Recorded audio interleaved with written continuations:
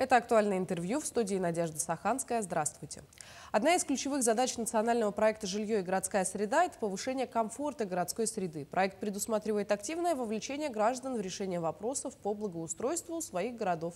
О благоустройстве общественных территорий в столице республики мы сегодня и поговорим. Гость у нас в студии Семен Сергеев, руководитель управления архитектуры города Якутска, главный архитектор города.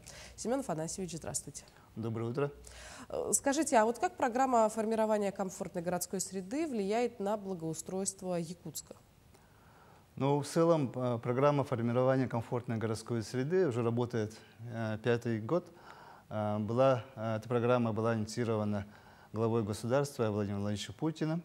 И в городах Российской Федерации, в Якутии, в том числе в городе Якутске, были построены больше 1000 объектов общественных пространств. И в том числе, основные, которые у нас были реализованы, это, горожане видят, да, это набережное озеро Талая, общественное пространство ворота Якутска, например, да. Вот в прошлом году был реализован первый этап набережное озеро Сайсары. Все эти объекты реализовываются в рамках этой программы. А вот в этом году сколько планируется благоустроить объектов общественного пространства? В этом году в рамках этой программы планируется строительство объекта сквера имени Федора Кузьмича Попова. Это легендарный наш герой Великой Отечественной войны. И этот объект был выбран по итогам рейтингового голосования, который проходил в прошлом году. Что такое рейтинговое голосование? Это выбор населения. То есть население сами выбирает, какой объект будет построен в рамках программы в своем муниципальном образовании. Это обязательное условие программы, да, и обязательно идет полное вовлечение граждан в принятие управленческого решения. В соответствии, кроме этого, да, кроме этой программы, многие, наверное, слышали, что был разработан мастер-план Якутской городской агломерации. И вот по поручению Владимира Владимировича в прошлом году был утвержден этот мастер-план. И одним из ключевых, да, направлений мастер-плана является создание комфортной среды, создание лучших условий для проживания населения. И в соответствии с этим были предусмотрены средства, было целое направление для общественных пространств в этом документе. Да, и буквально по принятию решений, да, пошло уже финансирование, да, и начинаются работы. Так, в этом году будет благоустроена площадь Ленина, будет благоустроена набережная озера Сайсары, набережная имени Романа Дмитриева.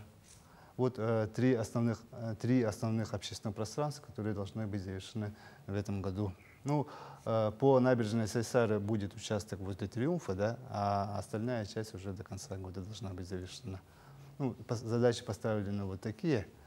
И кроме этого, ведутся работы по подготовке к детям Азии, и поэтому будет обновление Центрального парка культуры и отдыха. Будет там проведен ремонт, будет заменено мощение, малые архитектурные формы, освещение. И по местному бюджету будем будем дальше работать по Парку Победы. Да? Там предусмотрено строительство мемориального комплекса в виде арки, входной арки, да, посвященной присвоению звания «Город трудовой доблести». Вот такие работы в этом году запланированы. Но планы в громадье, и ответственность лежит большая. Скажите, а вот как определяется подрядчик для того, чтобы начать работать на том или ином объекте? По тем 3 объектам, которые я уже сказал, да, там уже подрядчики определены, так как сезон у нас короткий, да, и уже ведутся общестроительные работы.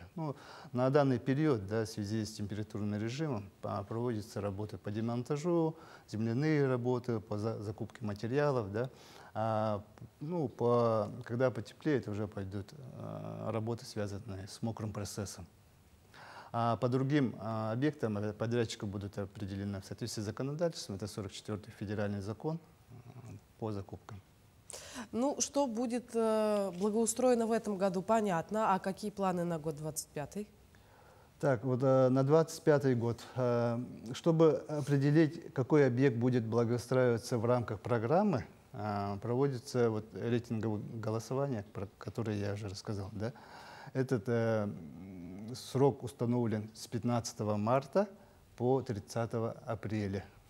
То есть будут работать у нас волонтеры, будем агитировать, там, показывать проекты. С 15 марта начало, старт рейтингового голосования, чтобы получить финансирование с федерального бюджета на следующий год. Рейтинговое голосование находится на портале госуслуг или есть отдельная для этого площадка? Для этого есть отдельная площадка, куда можно зайти через сайт 14 город Среда.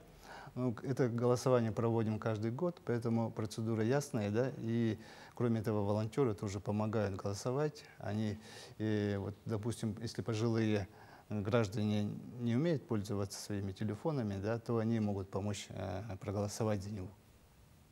Так и за последние годы количество голосующих еще увеличилось, потому что люди начинают понимать, что это за механизм, и понимают, что если они сами не будут заинтересованы в благоустройстве городской среды, ничего не произойдет.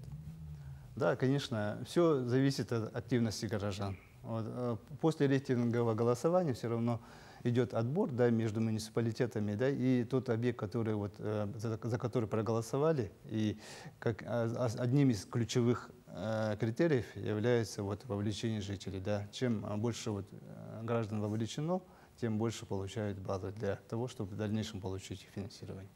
Тогда давайте поговорим с вами о том, сколько объектов в целом предложено сегодня для рейтингового голосования и что из себя эти проекты представляют. В этом году предложено для голосования всего 5 объектов. Первые это те, которые в прошлом году не получили финансирование.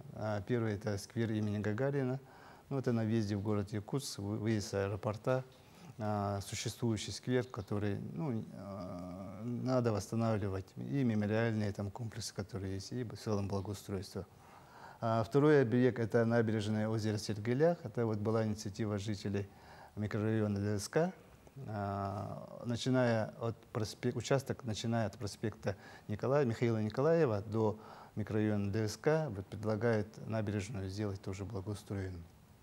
Третий участок это набережное озеро Щорса, это уже центральная часть города Якутска. Ну, этот участок многие наши горожане уже знают, да, это вот Лебединое озеро, где летом вот, разводят уток и гусей. Так, и пошли уже новые проекты, которые не были ранее рассмотрены. Это набережное озеро Теплое. Теплое это Кулаковского, Крупская, центральный Октябрьский округ. Да? Ну, здесь все видим, да, проезжают, что состояние ухудшилось. Да? Этот объект был благоустроен уже давно, ну и требует тоже обновления, поэтому по просьбам жителей вот, этот объект тоже включен в состав голосования. Ну и пятый объект это по инициативе тоже граждан. ТОС Героев Великой Отечественной войны. Это расположено в Апартовском районе, да, рядом с Парком Победы. Рядом с Парком Победы вот, предлагают, там есть пустырь, вот там предлагают сделать парк. Парк Этексир называется.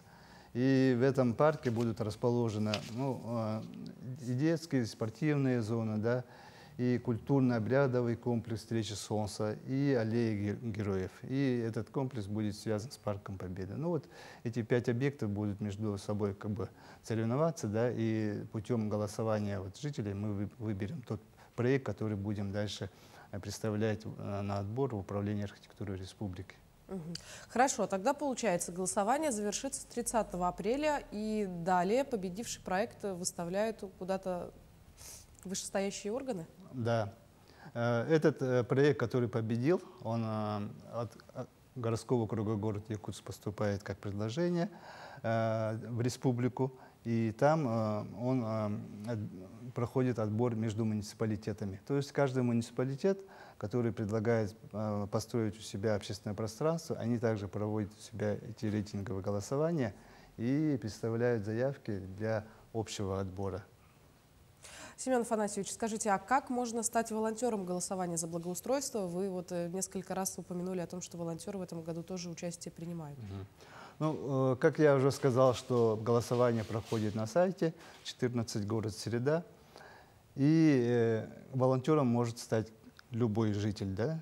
Мы сейчас привлекаем и молодежь, и старшеклассников, допустим, да?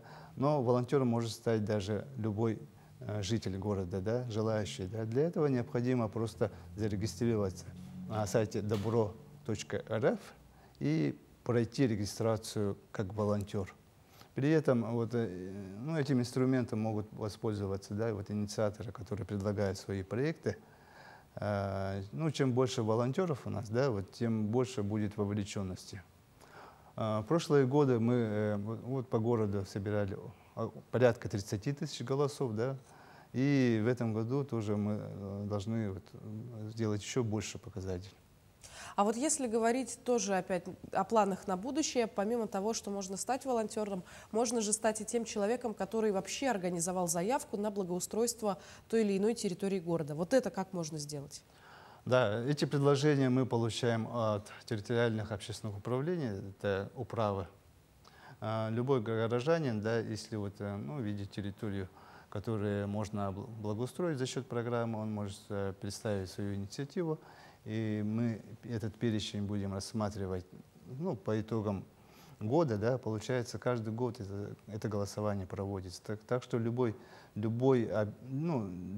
пространство, любая территория неблагоустроенная, она имеет возможность участвовать в этой программе. Самое главное — просто проявить активное участие. Семен Афанасьевич, я благодарю вас за содержательную беседу. Большое спасибо, что нашли для нас время. Обязательно будем принимать участие в голосовании с 15 марта по 30 апреля. Всегда рада видеть вас в нашей студии. Спасибо.